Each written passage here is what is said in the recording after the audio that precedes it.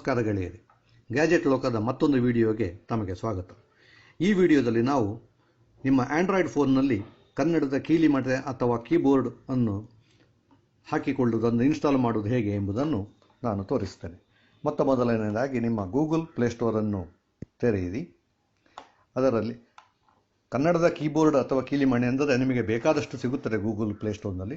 ನನಗೆ ತುಂಬ ಇಷ್ಟವಾಗಿರೋದು ಎನಿಸಾಫ್ಟ್ ಕೀಬೋರ್ಡ್. ನಾನು ಅದನ್ನು ಬಳಸ್ತಾ ಇದ್ದೀನಿ. ಅದರಲ್ಲಿ ಕನ್ನಡ ಮಾತ್ರ ಅಲ್ಲದೆ ಬೇರೆ ಭಾಷೆಯ ಕೀಬೋರ್ಡ್ಗಳನ್ನು ಕೂಡ ಸೇರಿಸಲಾಗ್ತದೆ. ಉದಾಹರಣೆ, ನಿಮಗೆ ಕನ್ನಡ ಮತ್ತು ಮಲಯಾಳಂ, ಕನ್ನಡ ಮತ್ತು ಹಿಂದಿ ಈ ಥರ ಮಾಡಬೇಕಿದ್ದರೆ ನಿಮಗೆ ಎನಿಸಾಫ್ಟ್ ಕೀಬೋರ್ಡ್ ಒಂದು ಥರ ಪ್ಲ್ಯಾಟ್ಫಾರ್ಮ್ ಥರ ದೊರೆಯುತ್ತದೆ. ಅದರ ಮೇಲಿಂದ ಎನಿಸಾಫ್ಟ್ ಕೀಬೋರ್ಡ್ ಇಲ್ಲಿ ನೀವು ಗಮನಿಸಬಹುದು.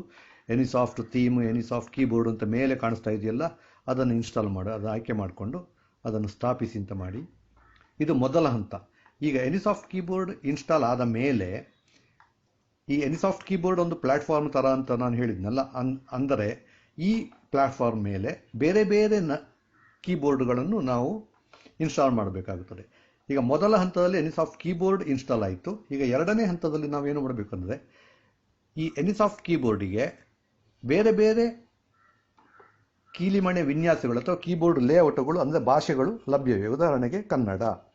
So Kannada for AnySoft keyboard ಎಂದು ನಾವು ಆಯ್ಕೆ ಮಾಡಿದರೆ, ಕನ್ನಡ ಫಾರ್ ಎನಿಸಾಫ್ಟ್ ಕೀಬೋರ್ಡ್ ಎಂದು ಆಯ್ಕೆ ಮಾಡಿದಾಗ ನಮಗೆ ಕನ್ನಡದ ಕೀಲಿಮಣೆ ವಿನ್ಯಾಸ ಅಥವಾ ಲೇಔಟ್ ದೊರೆಯುತ್ತದೆ. ಕನ್ನಡ ಫಾರ್ ಎನಿಸಾಫ್ಟ್ ಕೀಬೋರ್ಡ್ ಅಂತ ಮೇಲೆ ಕಾಣಿಸ್ತಾ ಇದೆಯಲ್ಲ, ಅದನ್ನು ನಾವು ಈಗ ಆಯ್ಕೆ ಮಾಡಬೇಕು. ಇದನ್ನು ಸ್ಥಾಪಿಸಿ. ಈಗ ಸಮ್ಮತಿಸು. ಈಗ ನಾವು ಎನಿಸಾಫ್ಟ್ ಕೀಬೋರ್ಡು ಲೇಔಟ್ ಹಾಕಿಕೊಂಡು, ಅಂದರೆ ಪ್ಲ್ಯಾಟ್ಫಾರ್ಮನ್ನು ಹಾಕಿಕೊಂಡಿದ್ದೇವೆ. ಅದರ ಮೇಲಿಂದ ಕನ್ನಡವನ್ನು ಕೂಡ ನಾವು ಹಾಕಿಕೊಂಡಿದ್ದೇವೆ. ಈಗ ನಾವು 1 by 1 ಮೊದಲನೇದಾಗಿ ಎನಿಸಾಫ್ಟ್ ಕೀಬೋರ್ಡು ಮತ್ತು ಎನಿಸಾಫ್ಟ್ ಕೀಬೋರ್ಡ್ ಕನ್ನಡ ಎರಡನ್ನು ಹಾಕಿಕೊಂಡು ಈಗ ನಾವು ಹೋಗೋಣ. ಎಲ್ಲಿ ನಾವು ಇನ್ಸ್ಟಾಲ್ ಮಾಡಿದ್ದೆ ಅಲ್ಲಿಗೆ ಹೋಗೋಣ. ಈಗ ನೋಡಿ, ಇಲ್ಲಿ ಎನಿಸಾಫ್ಟ್ ಕೀಬೋರ್ಡ್ ಅಂತ ಕಾಣಿಸ್ತದೆ ಅಲ್ಲ, ಎನಿಸಾಫ್ಟ್ ಕೀಬೋರ್ಡ್. ಇದನ್ನು ನಾವು ತೆರೆಯಿದೆ. ಇಲ್ಲಿಗೆ enable AnySoft keyboard, go to your language and input settings ಅಂತ ಹೇಳುತ್ತೆ. ಸೊ ಭಾಷೆ ಮತ್ತು ಸೆಟ್ಟಿಂಗ್ಗಳಲ್ಲಿ ಹೋಗಿ ಎನಿಸಾಫ್ಟ್ ಕೀಬೋರ್ಡ್ ಎನ್ನುವುದನ್ನು ನಾವು ಆಯ್ಕೆ ಮಾಡಬೇಕು, ಅದನ್ನು ಆನ್ ಮಾಡಬೇಕು. ಇದು ಒಂದು ನಿಮಗೆ ಎಚ್ಚರಿಕೆ ಕೊಡಿಸ್ತದೆ, ಸರಿ ಅಂತ ಹೇಳಿ ಆಯ್ಕೆ ಮಾಡಿ. ಈಗ ಎನಿಸಾಫ್ಟ್ ಕೀಬೋರ್ಡನ್ನು ನಾವು ಆಯ್ಕೆ ಮಾಡಿಕೊಂಡೆವು. Next switch active keyboard. Active keyboard ಇಲ್ಲಿ ನೋಡಿ, ಕೀಬೋರ್ಡ್ ಬದಲಿಸಿ. ಸದ್ಯಕ್ಕೆ ಆಂಡ್ರಾಯ್ಡ್ ಕೀಬೋರ್ಡ್ ಇದೆ, ಅದನ್ನು ನಾವು ಎನಿಸಾಫ್ಟ್ ಕೀಬೋರ್ಡ್ಗೆ ಬದಲಿಸಬೇಕು. ಸೊ ಎನಿಸಾಫ್ಟ್ ಕೀಬೋರ್ಡ್ ಎಂಬುದಾಗಿ ಆಯ್ಕೆ ಮಾಡಿಕೊಂಡಾಯಿತು. ಮತ್ತು ಕಾಂಟ್ಯಾಕ್ಟ್ ಡಿಕ್ಷನರಿ ಬೇಕು ಅಥವಾ ಆನ್ ಮಾಡ್ಬೋದು, ಈ ಥರ ಎಲ್ಲ ಮಾಡ್ಬೋದು. ಎನೇಬಲ್ ಪರ್ಮಿಷನ್ಸ್, ಈಗ ಕಾಂಟ್ಯಾಕ್ಟ್ ಡಿಕ್ಷನರಿ ಬೇಡ ಅಂದರೆ ಬೇಡ ಅಂತ ಮಾಡ್ಬೋದು. Setup languages.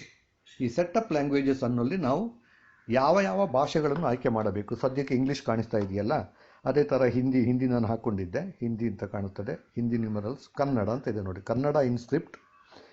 ಕನ್ನಡ ಇನ್ಸ್ಕ್ರಿಪ್ಟ್ ಬೇಡ, ಕನ್ನಡ ಕಾಗಪ ಮಾತ್ರ ಸಾಕು. ಅಂದರೆ ಕನ್ನಡ KP ರಾವ್ ಕಾಗಪ ಆಗ್ಬೋದು. ಕನ್ನಡ ನ್ಯೂಮರಲ್ಸ್ ಅಂದರೆ ಕನ್ನಡ ಅಂಕೆಗಳು ಬೇಕಿದೆ, ಕನ್ನಡ ನ್ಯೂಮರಲ್ಸ್ ಎರಡನ್ನು ಆಯ್ಕೆ ಮಾಡಿಕೊಳ್ಳಿ.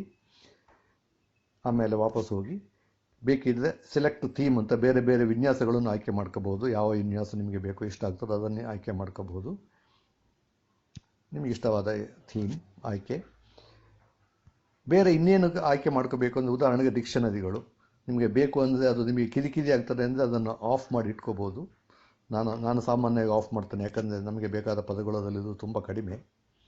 ಓಕೆ, ಈಗ ಕನ್ನಡದ ಕೀಲಿಮಣೆ ಸಿದ್ಧವಾಗಿದೆ. ಈಗ ಎಲ್ಲಿಯಾದ ಒಂದು ಕಡೆ ನಿಮಗೆ ಕನ್ನಡದಲ್ಲಿ ಟೈಪ್ ಮಾಡಬೇಕು ಅಂತ ಅನಿಸಿದಲ್ಲಿ, ಉದಾಹರಣೆಗೆ ನೋಡಿ, ಈಗ ಬ್ರೌಸರ್ ಅಂತ ತಿಳ್ಕೊಳ್ಳಿ. ಈಗ ಬ್ರೌಸರ್ ಓಪನ್ ಮಾಡಿದ್ದೇನೆಲ್ಲ, ಇಲ್ಲಿ ಹೋಗಿ ಟೈಪ್ ಮಾಡುವಲ್ಲಿ ನೋಡಿ, ಇಲ್ಲಿ ಹಿಂದಿ ಅಂತ ಇದೆಯಲ್ಲ, ಒತ್ತಿ. ಈಗ ಹಿಂದಿ ಇದೆ, ಪುನಃ ಒತ್ತಿ, ಕನ್ನಡ ಬಂತು. ಇಲ್ಲಿ ಕನ್ನಡ ಅಂತ ಟೈಪ್ ಮಾಡಿದರೆ ಕನ್ನಡದ, ಈಗ ಇದು ಕನ್ನಡದಲ್ಲಿ ಟೈಪ್ ಮಾಡ್ಬೋದು. ಕನ್ನಡ ಅಂತ. ಓಕೆ, ಉದಾಹರಣೆಗೆ ನೋಡಿ, ಕುವೆಂಪು ಅಂತ ನಾನು ಒತ್ತಿದೆ. ಇದು ಗೂಗಲ್ನಲ್ಲಿ ಈಗ ಕುವೆಂಪು ಎಂಬುದನ್ನು ಹುಡುಕಿ ಕೊಡ್ತದೆ ನಿಮಗೆ. ಹಾಗೆ ಎನಿಸಾಫ್ಟ್ ಕೀಬೋರ್ಡ್ ನನಗೆ ಇಷ್ಟ ಆಗಿದ್ದು ಯಾತಕ್ಕೆ ಅಂದರೆ, ಅದರಲ್ಲಿ ಕನ್ನಡ ಮಾತ್ರ ಅಲ್ಲದೆ ಈಗ ಇವಾಗಲೇ ನಾನು ತೋರಿಸಿದಂತೆ ಹಿಂದಿ ಅಥವಾ ಬೇರೆ ಭಾಷೆಗಳನ್ನು ಕೂಡ ನೀವು ಸೇರಿಸಿಕೊಳ್ಳಬಹುದು. ಕನ್ನಡ ಒಂದನ್ನಲ್ಲ, ಒಂದೇ ಕೀಬೋರ್ಡ್. ಅದು ಎನಿಸಾಫ್ಟ್ ಅನ್ನೋದೊಂದು ಪ್ಲ್ಯಾಟ್ಫಾರ್ಮ್. ಅದಕ್ಕೆ ನಾನು ಹೆಚ್ಚಾಗಿ ಎನಿಸಾಫ್ಟ್ ಕೀಬೋರ್ಡನ್ನು ಬಳಸ್ತೇನೆ. ನಿಮಗೆ ಈ ವಿಡಿಯೋ ಇಷ್ಟವಾಯಿತು ಎಂದು ನಾನು ಭಾವಿಸುತ್ತೇನೆ. ನಮಸ್ಕಾರ.